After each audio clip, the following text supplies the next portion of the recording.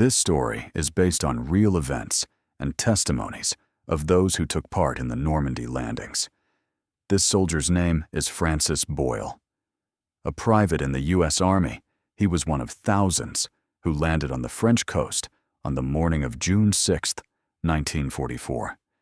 His heroic deed was not reported in the newspapers. His name did not become a legend. But his story was preserved in a letter he sent to his wife after the battle. In this letter, he didn't talk about heroism. He didn't describe the victory. He simply described how he survived when almost everyone around him perished. The landing began at dawn. Landing boats approached the shore under intense machine gun and artillery fire. Many soldiers died in the water before they could even take a step on the sand. Francis Boyle was among those who finally reached shore. But almost immediately, he found himself caught in the crossfire. Explosion, fall, disorientation, wound. When the battle moved inland, he was left lying on the beach among the bodies of the dead and seriously wounded. What happened next, he carried with him throughout his life. This isn't a story about victory. It's a story about survival and about the price sometimes paid for life. He didn't immediately realize that he was still alive. Consciousness returned slowly, as if someone were carefully opening the door to a dark room without turning on the light. At first, there was only sound, muffled, distant, like a continuous rumble that passed through his body rather than his ears. Then came a sensation of cold. Not sharp, not painful heavy, sticky, as if he'd been covered with a wet blanket. Only then did he smell it. Salt, gunpowder, smoke, and something else. Sweet, metallic, which immediately made me feel nauseous. He lay face down. His cheek was pressed against something hard and uneven. Sand, small stones, something sticky, drying. He tried to breathe deeper, and pain flared in his chest, sharp as a knife. The air rushed out of him, hoarsely, too loudly. He froze. Instinct kicked in before thought. His body tensed, as if a wave had washed over him again. He held his breath, not understanding why, simply knowing. It was impossible. He slowly opened his eyes. His vision returned in patches. Gray sky, tattered wisps of smoke drifting low, almost touching the ground.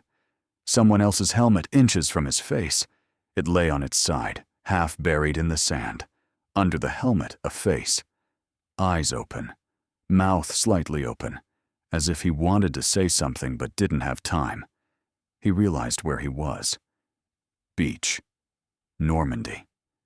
He tried to move his arm and immediately abandoned the idea. Pain swept through his body in a wave, causing his jaw to clench. He didn't know where he was hurt. He only knew one thing. If he moved now, he would attract attention. The attention was deadly. He lay among bodies. There were many of them, too many to take in at once. They lay in layers, some on their sides, some face up, some on top of others. Their uniforms were torn, soaked in blood and seawater. Some bodies were still moving, barely, spasmodically. Some were moaning. Some were whispering. Some were calling for their mother. He heard a shot, short, smooth, control. Then another one. The sounds of battle receded further, deeper into the shore. Here, in the strip between the water and the fortifications, another phase began. Quiet, cold, practical. He didn't understand it right away. First, the steps. Not running, not fussing. Steps. Slow, confident. People walked without bending over, without hiding. He heard someone speaking calmly, almost lazily. German. He didn't understand the words, but he understood the intonation. It wasn't a fight. It was a test. He felt his heart begin to beat too fast. Each beat echoed in his temples, his throat, his wound. He was sure the sound could be heard from outside. He pressed his chest harder into the sand, as if that would muffle his own. The footsteps were approaching.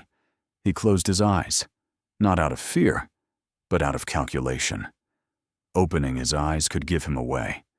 The dead don't look. He remembered the faces of the dead he'd seen before. Their emptiness. Their stillness. He let his face go limp, his jaw unclench, his mouth open slightly. He let go of the body as much as he could, let it become heavy. The boot stopped nearby. He felt a vibration in the sand as someone shifted weight. A shadow fell over his back. He realized he was being watched, not casually, but intently. Someone kicked the body next to him. There was a dull thud, then a shot. He waited for his turn to come. A nudge in the side, not hard. Testing. Pain flared, but he didn't make a sound. He even held his breath. Pause. "That one," a voice rang out. Someone answered briefly. He was kicked again, harder this time. His body jerked in pain, but he let it pass as inertia, as residual movement. He was sure that there would be a shot now. But the steps moved further. He lay there, pressing his face into the sand, feeling the blood slowly seep from the wound, mixing with the cold water and sand. He realized this wasn't the end. This was only the beginning. Because lying still for a few minutes is one thing. Lying like that for hours is quite another. And if he wanted to survive, he would have to do more than just play dead. He will have to become dead. He realized he couldn't lie in one place any longer as the sun began to sink lower and the shadows lengthened. The light changed, and everything around him changed with it. What had been hidden by smoke and chaos during the day was now exposed. Bodies, dense from explosions, scraps of equipment, pieces of wood and metal. Too much open space, too much light. He knew they'd be back when it got dark. They check more carefully at night. He couldn't simply get up and run. He couldn't even roll over suddenly. Any movement on the open beach was visible from afar. The only way was to slowly, almost imperceptibly, cease to be the body he was and become part of the rest. He started to crawl. Not right away. First, he checked his body micro-movements. Fingers, wrist, elbow. Everything was aching. He couldn't feel one leg completely, only a dull pressure, as if it didn't belong to him. It was frightening, but also helpful. Less feeling meant less urge to move. He reached forward a few centimeters and froze. Nothing. He made another movement, slow, like a wounded animal. The sand crunched too loudly. He stopped and lay there, holding his breath, counting his heartbeats until they slowed again. There was a hand in front of his face. The fingers were clenched. The nails were sand-caked. The skin was already starting to turn gray. He didn't want to touch it, but he had no choice. He pulled himself closer and felt the coldness of that hand press against his cheek. This made something inside me snap. He'd never touched the dead for so long before. Momentary touches, yes. But lying, crawling, leaning on them. No. The body beside him wasn't a lifeless object. It had weight, shape, resistance. It was in the way. It slid. He smelled the scent stronger, sweet, heavy, cloying. Nausea washed over him again. He clenched his teeth so hard his jaw clenched. He would vomit, and then it would all be over in an instant. He continued to crawl. Every meter was a separate test. He moved not forward, but deeper, toward the cluster of bodies, where there was less emptiness. He knew. A single body attracts attention. A pile knot. In a pile, it's harder to tell who's alive and who's dead. He brushed his shoulder against someone's face. The head swayed and fell against his chest. He felt the cold of his cheek through the fabric of his uniform.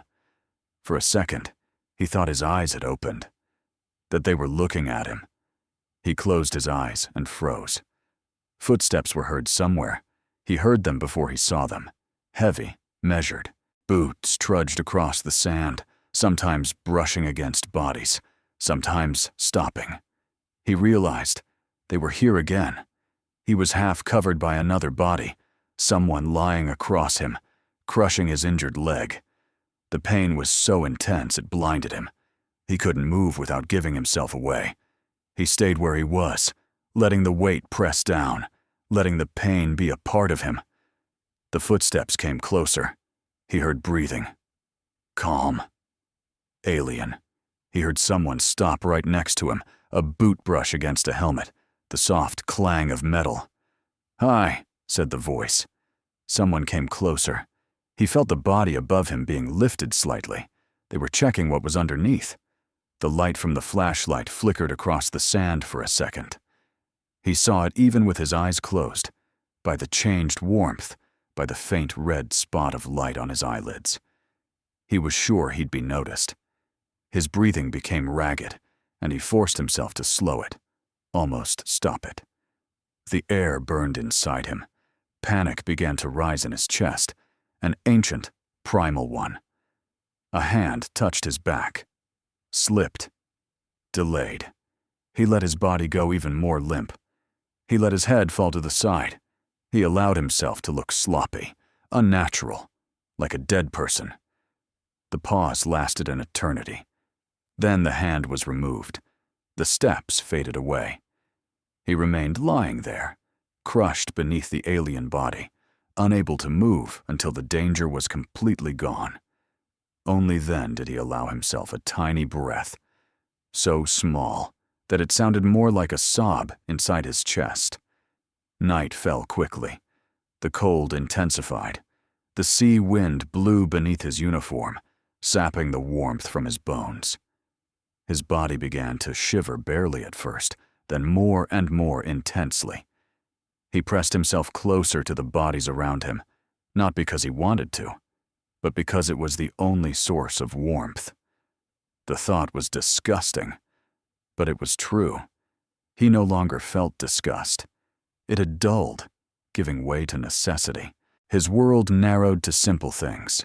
Don't move abruptly. Don't breathe loudly. Don't freeze. Sometimes he thought he heard his own voices. Sometimes he thought the Germans were very close. Sometimes he thought he was already dead, and these were just residual feelings that would soon disappear. He stopped understanding how much time had passed. He knew only one thing. If he survived this night, he could survive everything else. Night fell completely, without transition, without warning. At some point, he simply realized he could no longer see anything. Not the sand, not the bodies, not his own hands. The world narrowed to sensations. Cold, pressure, smell, sounds. Cold became the main enemy. He was making his way not from the outside, but from the inside.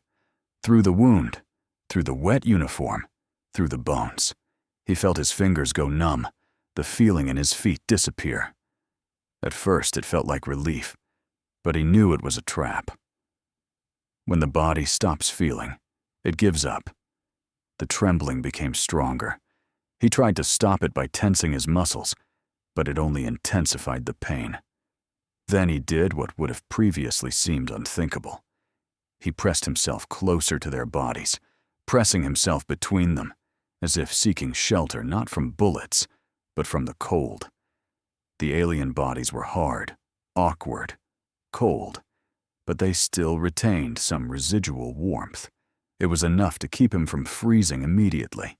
His face pressed against something soft. Hair. He didn't realize it right away. Then he felt skin. Cold. Clammy.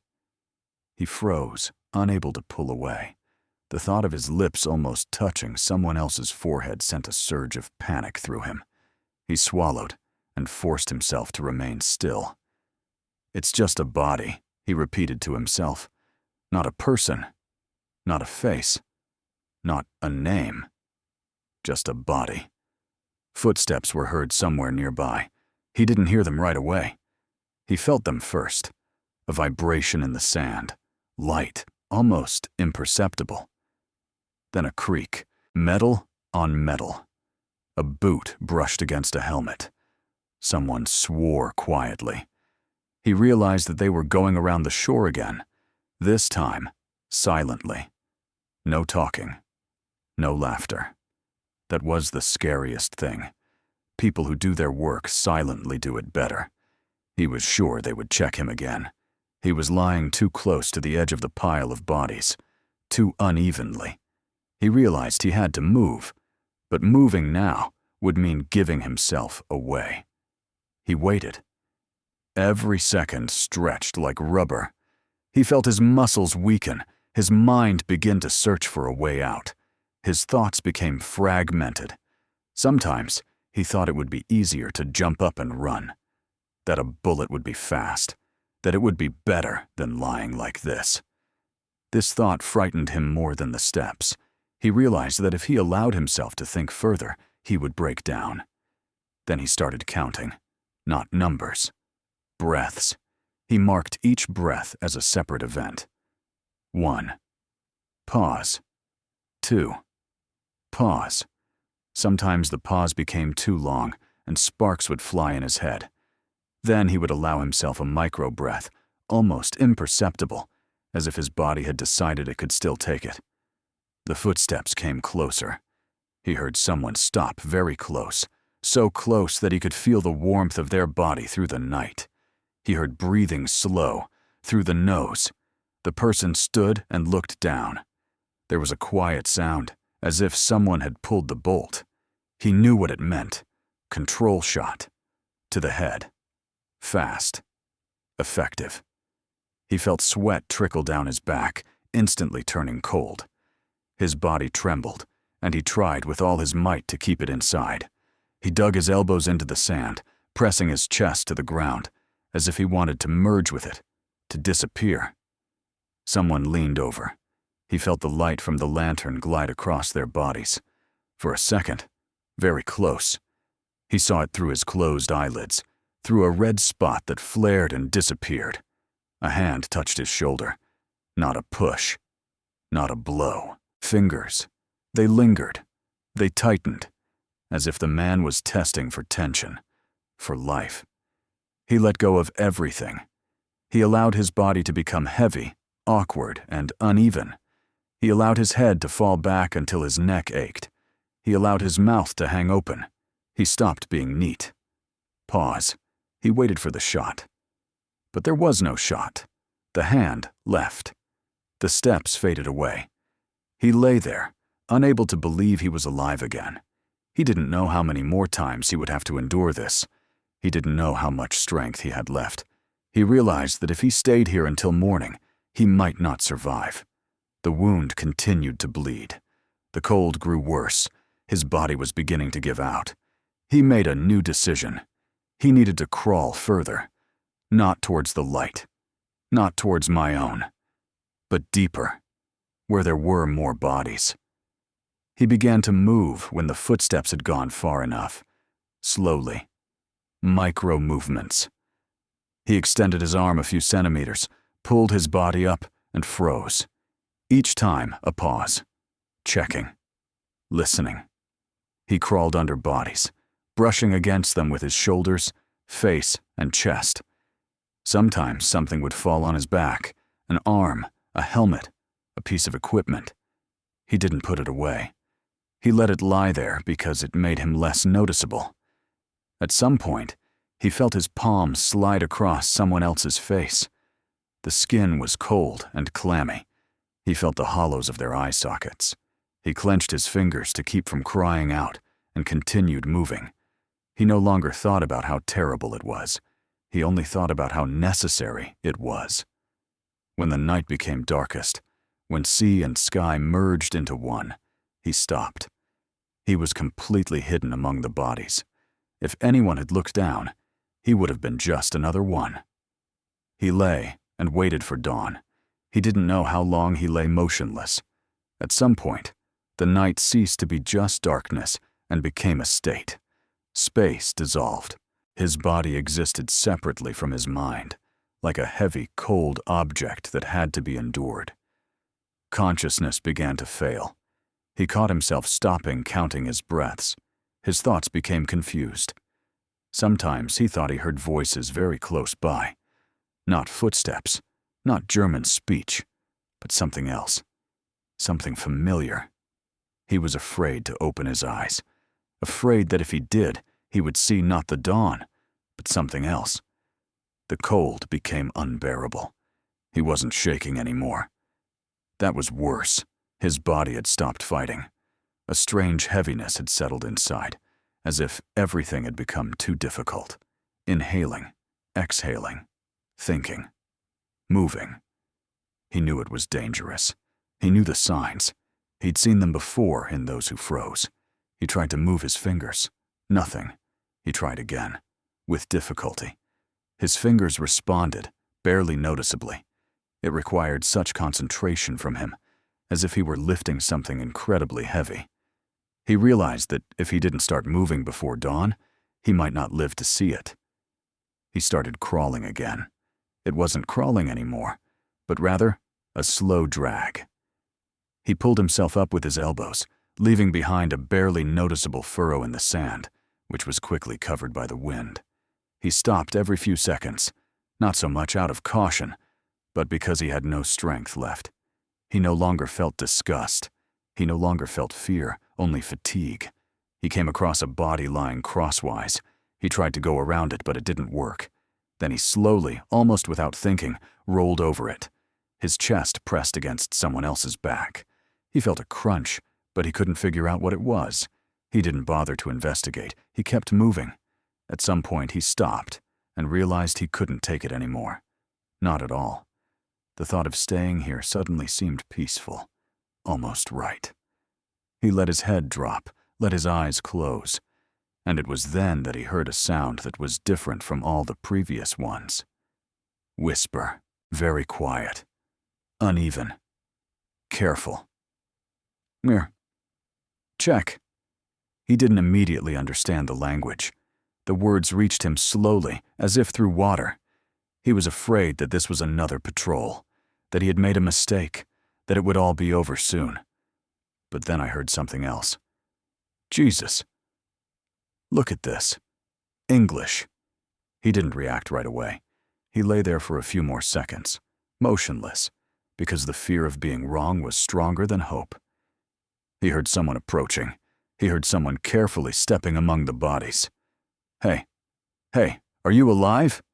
Very quiet. He tried to answer but couldn't. His throat wouldn't respond. Instead of words, a hoarse wheeze came out. Holy, he's breathing! Someone grabbed him by the shoulder. This time, not roughly, supportively. He was turned over. The light from the flashlight hit his face, blinding him. He closed his eyes and groaned. Easy. Easy. You're safe now. The words sounded unreal. Safe was beyond his comprehension. He tried to nod, but his head wouldn't stay still. The world spun, and he felt himself being picked up. When they lifted him, the pain washed over him all at once. It was as if his whole body remembered it was alive. He screamed shortly, brokenly, for the first time all night. It wasn't from pain. It was from coming back. They carried him to shelter, and he looked up at the gray sky, which was slowly brightening. The dawn was pale, cold, almost indifferent. But it was there. He spent weeks in the hospital. Doctors said he was on the brink of death, from blood loss, hypothermia, and exhaustion. Someone said that if he had been found an hour later, he would not have survived. He listened and remained silent. At night, he lay motionless again, even in a clean bed. He woke up holding his breath. Sometimes he thought he felt the weight of bodies on him again. Sometimes he thought he heard footsteps. He was asked how he survived. He didn't know what to answer. He didn't feel like a hero. He didn't perform any heroic deeds. He didn't attack. He didn't save others. He did the only thing he could. He didn't die when death was right there. Years passed. He returned home. He lived his normal life. He worked. He talked. He laughed. But sometimes, when it became quiet, he caught himself freezing, listening. Old habits die hard. He was once asked what was the most terrible thing about the war. He didn't answer right away. The scariest thing wasn't shooting, he finally said. The scariest thing was lying there and knowing that if you took a breath, you'd die. His name is not included in textbooks. His photographs are not in museums. He did not become a symbol, but he was one of those who survived. And war is made of such faces, not from maps, not from dates, but from people who made an impossible choice and lived with it until the end.